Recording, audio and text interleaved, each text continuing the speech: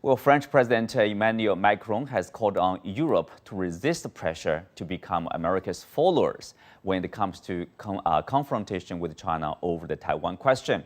His comments have drawn quite an amount of criticism, but at the same time, some European leaders have thrown their weight behind the stance of pursuing strategic autonomy and reducing dependence on the U.S. Joining us in the second half of our program to discuss this issue are Daniel Gross, Director of Institute for European Policymaking, and Julian Hos, geopolitical expert and editor of the French Dispatch. Welcome. Let's say, Julian, we'll start with you. You know, there's a lot of, let's say, criticism or strong rhetoric after President Macron's remark, on Taiwan, on the more independence of the EU. So he talked about the great risk Europe faces is that it gets caught up in the crisis and are not ours, and was referring to why the European Union should be dragged into a confrontation between the U.S. and China. So what do you make of the his remarks and also the blowback about his remarks? So to begin with, the response to the remarks came from three specific things. One, there was an article in Politico that represented his comments in a very bizarre way that were a lot more negative than it needed to be. The second one is born out of a misunderstanding of the actual position of the European Union when it comes to Taiwan and China. And the third one comes from the simple fact that people just do not speak French. And if you read the article, which I translated and explained on the interview, which I translated and explained on the French Dispatch, the comments are very, very similar to every other comment that Macron has made on strategic autonomy, and they are not as controversial as many people say. The comments on strategic autonomy are things that have been said by US presidents and US congressmen and US senators for the last 20 or 30 years, and a lot of it comes down to one very simple thing, which is, as you said, Europe should not be dragged around by other great powers, and we should be able to make our choices based on what's in our interest. Which, contrary to popular belief, does not mean that we will unilaterally go to war with China because the US does, or that we will abandon Taiwan for whatever reason. It is a simple fact that we need to be in a position to measure our own interests and act accordingly. Mm-hmm. Well, Daniel, do you think there's a universal or a conformed stance in terms of the Taiwan question? As we said, the U.S. and China probably are competing for geopolitical influences, or the U.S. is trying to maintain its hegemony, its dominant position in Asia. And so where is the stance of the EU countries?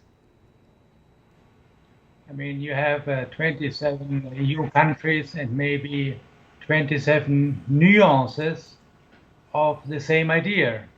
That same idea is simply that Europe and the United States share common values.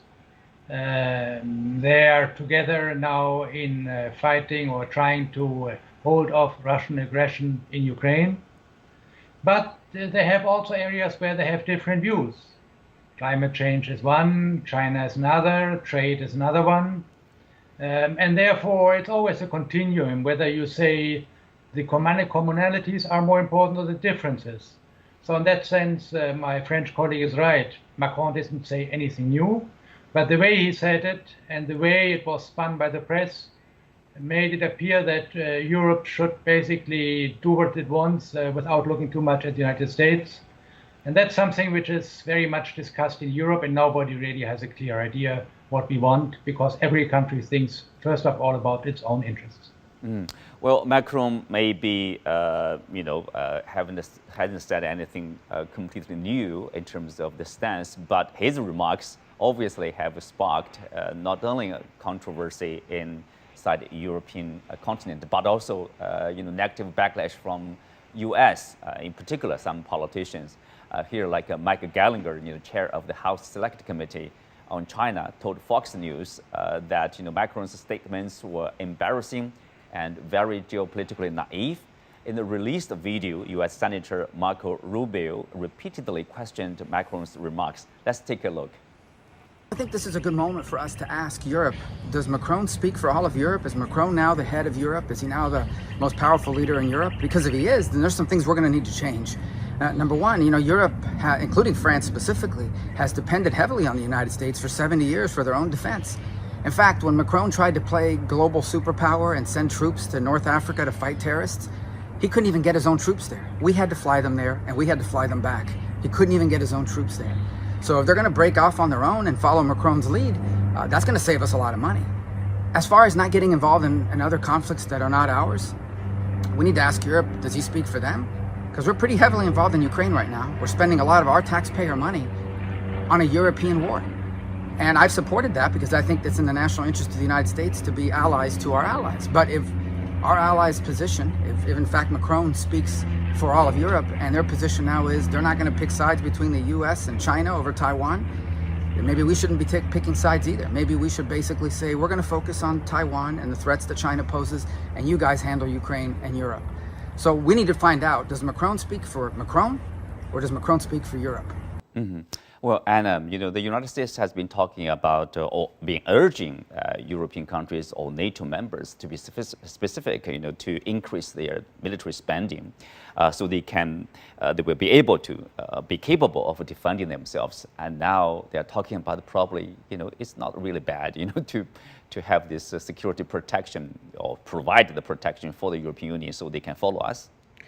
Well, I mean, look, first off, let's talk about Marco Rubio. This is the same gentleman just a few days ago who said that, if there's de-dollarization continues, we won't be able to put tariffs on people and make them do what we want. I mean, I don't think he understands the irony of what he's saying. This is exactly why, Europe suffered too under the unilateral tariffs that were imposed by the U.S. That's part of the equation, why they say we can't rely on the U.S. So at this juncture, Marco Rubio represents this kind of, red, white, and blue, our way or the highway. And, Europe is trying to figure out a way. There is this growing realization. I mean, today, the U.S. overtook all other sources of energy to Europe. They are now the largest supplier of energy to Europe. Well, why did that happen? Because of the Ukraine war. Yes, the U.S. is pouring millions of dollars in, but they didn't do it before the war started, all right? When they assumed that it would be, Putin would roll in and take over, and they would use it as a PR issue.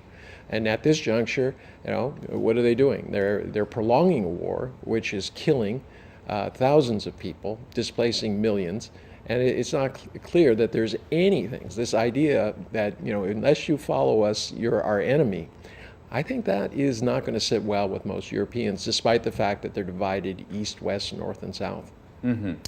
Well, Julian, I wonder what's the response, or what would be the response from the public, when people hear what said by Marco Rubio, like, from the French Republic, let's say? I mean, just as was said, Rubio should probably be careful of what he's saying, considering the fact that with the internet we have access to all of his previous decisions and comments.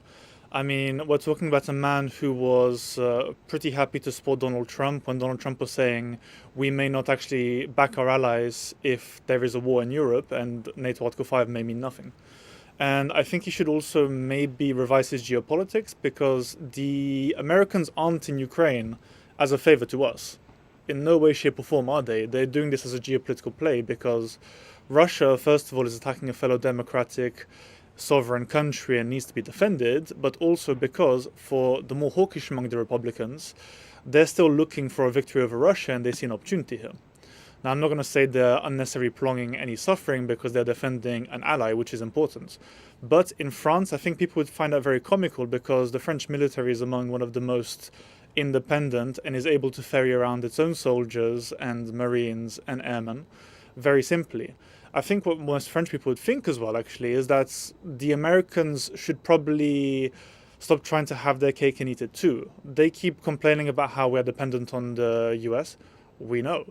This is what Macron was saying, and this is why Macron is saying that we need to become more independent. And while there is a sort of vassalization by proxy happening in many ways in this relationship, what we want, at least in France, and I know many of my colleagues across Europe would like this too, is to have a relationship where we are a proper partner, an equal partner, and able to fully support our allies when necessary, which, as Macron said, due to our aligning interests, will most likely be the United States. But that doesn't mean we need to be in a position where we can be bullied by Marco Rubio, who has a random opinion that he thinks can get him on the primary ballot for next year's elections. Mm-hmm. Well, Daniel, if you look at the European Union, basically they are the largest economy. If you look at the group, what's wrong with the calling for being more independent or strategic autonomy? The problem is always how to actually implement that idea. It's all good to say we are independent or we have some strategic autonomy. But what does it mean in practice? It's one thing to have a discussion of whether Macron speaks for Europe or Marco Rubio speaks for the United States, and then say each side is inconsistent. I think that's not very useful. The concrete issues which are in front of us, let's say in Europe, are, for example, in trade with China, investment with China and in China, and other things.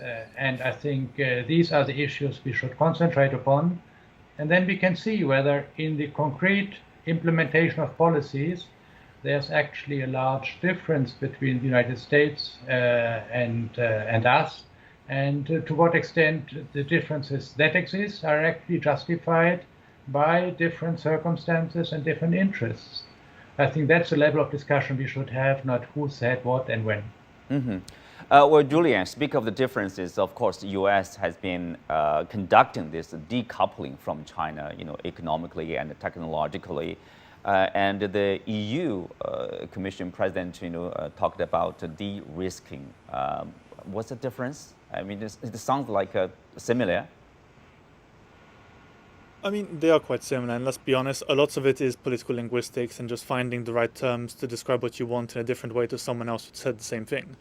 But I think really, going back to the topic of strategic autonomy, it really is a case of we need to figure out what we want to do and how. I mean, if you look at what the US accomplished very recently with the Inflation Reduction Act, they managed to double investment into the manufacturing sector since it's been announced. And this is the kind of thing that Europe needs to be looking at, and looking at reinforcing our industries with this Buy European Act that was touted by Macron and the Commission plans in order to try to make our economies more green. But it is a big problem overall in that, sure, we're using linguistics, we're talking, we're having conversations and everything. But then the problem is that once we have this conversation, or when a president like Macron makes a comment, everybody gets incredibly upset about it and doesn't want to talk about it in any concrete terms, and instead reduces themselves to local politics or playing to the gallery in the United States. And this is the real issue that we have in Europe right now, in that we have some people who want to move forward, and we have some people who want to stand still, alongside the people who want to move backwards and even fall backwards in some cases, which is the big issue we have. Well, quite mixed opinions over there. With that, we come to the end for today's discussion. Many thanks to our guests. You can also find us on the CGTN app or on YouTube. I'm Xu Qinduo. Thanks for being with us. See you next time.